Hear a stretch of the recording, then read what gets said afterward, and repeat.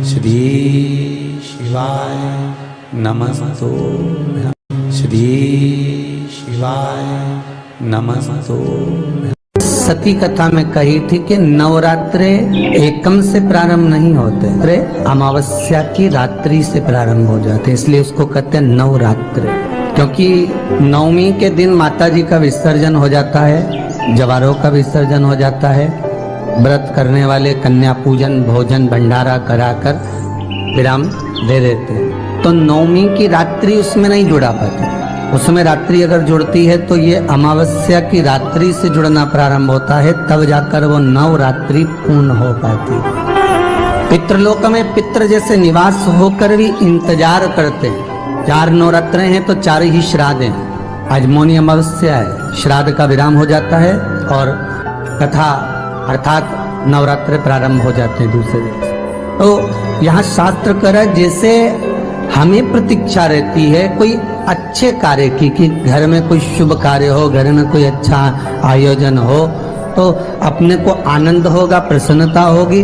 उसी तरह हमारे जो पूर्वज चले गए, जो पूर्वज चाहे वो अधोगति में गए हों, चाहे वो देवगति में गए हों, चाहे वो पितृलोक में निवास कर रहे हों, तो जितने भी पितृलोक में निवास करने वाले पूर्वज होते हैं वो भी ये विचार करते हैं कि हमारे घर के वंश द्वारा, हमारे वंशजों द्वारा कोई ऐसा सत्कर्म हो जिससे हमारे जीवन की वितृप्ति हो और हमें आनंद की अनुभूति हो। और ध्यान दीजिएगा महाराज, आपको चैत्री नवरात्रि का स्मरण होगा, आपको शरदी नवरात्रि का स्मरण होगा, पर जो आषाढ़ में और माघ में जो नवरात्रे पढ़ते हैं इसका एक आनंद ही दूसरा रहता है। बस इतना जरूर होता है कि दुनिया के लोग वो जो 2 नवरात्रे होते हैं उसमें कलश की स्थापना भी करते हैं, देवी का पूजन भी करते हैं, अर्चना भी करते हैं, मंदिरों में भीड़ भी रहती है और खूब प्रेम से माता का जगराता वगैरह सब होता है। पर ये जो नवरात्रे हैं 2 गुप्त नवरात्रे, इनका लोगों को स्मरण नहीं था। वो तो धीरे धीरे ये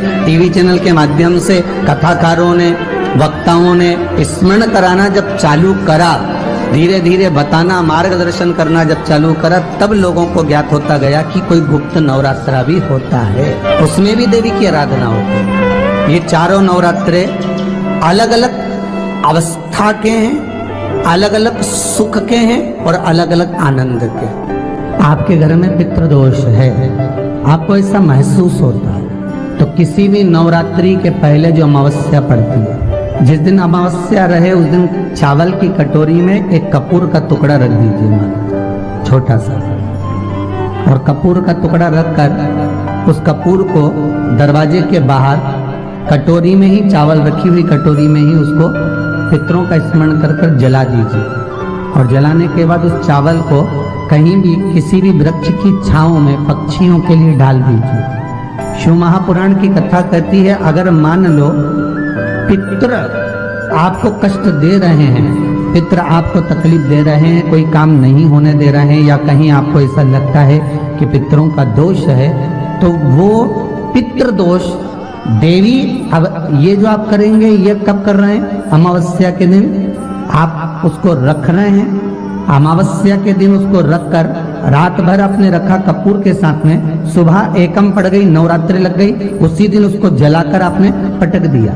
अर्थात उससे देवी और पितृ इन दोनों का आशीर्वाद जो प्राप्त होता है, तो घर में से पितृदोष समाप्त होकर लक्ष्मी की वृद्धि प्रारंभ हो जाती है, कार्य में सिद्धता आ जाती है। और नवरात्रि में भी देवी की आराधना का एक स्मरण का सुख है महाराज। ज्योत का विधान है, नवरात्रि में देवी की ज्योत लगती है, अखंड ज्योति लगती है, जवारे बुआए जाते हैं, कलश लगता है, ज्योत का भी विधान है। जिसके यहाँ दिया अखंड जलाया जाता है, अगर वो दिए की लो, दिए की बाती अगर दक्षिण दिशा की होती है तो उसके घर में साल भर में एक घात जरूर होती है। जो दिया अखंड जलता है उसकी बाती का मुख दक्षिण का नहीं होना चाहिए।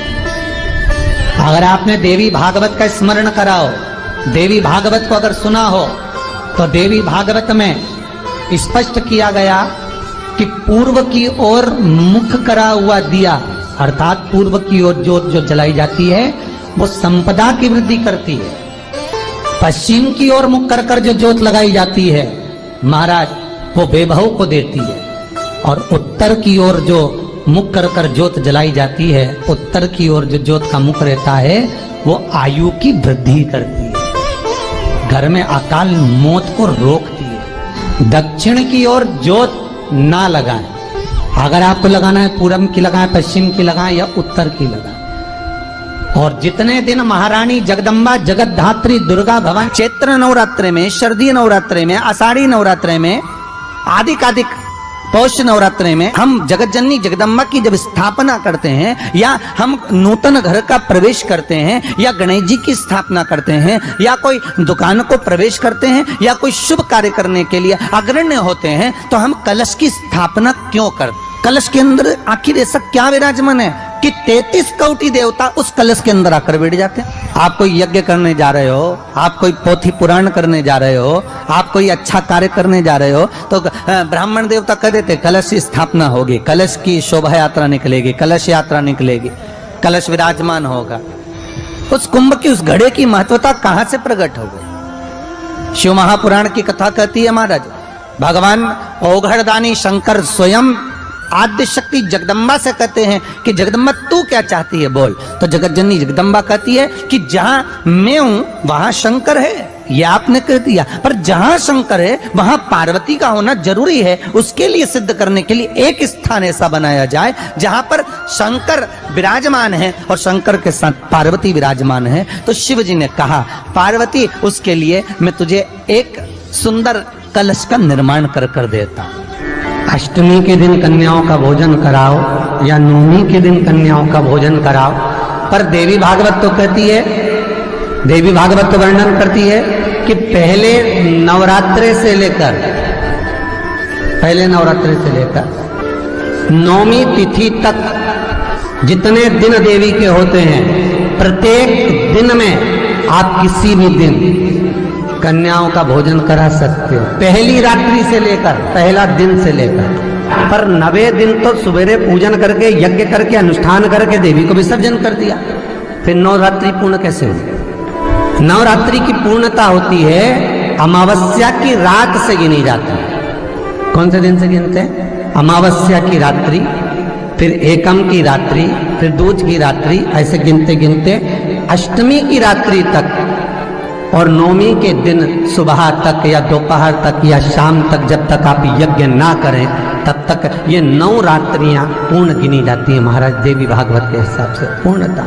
अब हमने कन्या भोजन का जो क्रम बनाया, अष्टमी के दिन करा देंगे, नवमी के दिन करा देंगे, इस तिथि को करा देंगे, पर भाव देखिए, शास्त्र कहता है भूखे को भोजन जब कराइए जब उसको भूख लगी हो, और ऐसों को कराइए जिसको जरूरत पड़ रही है।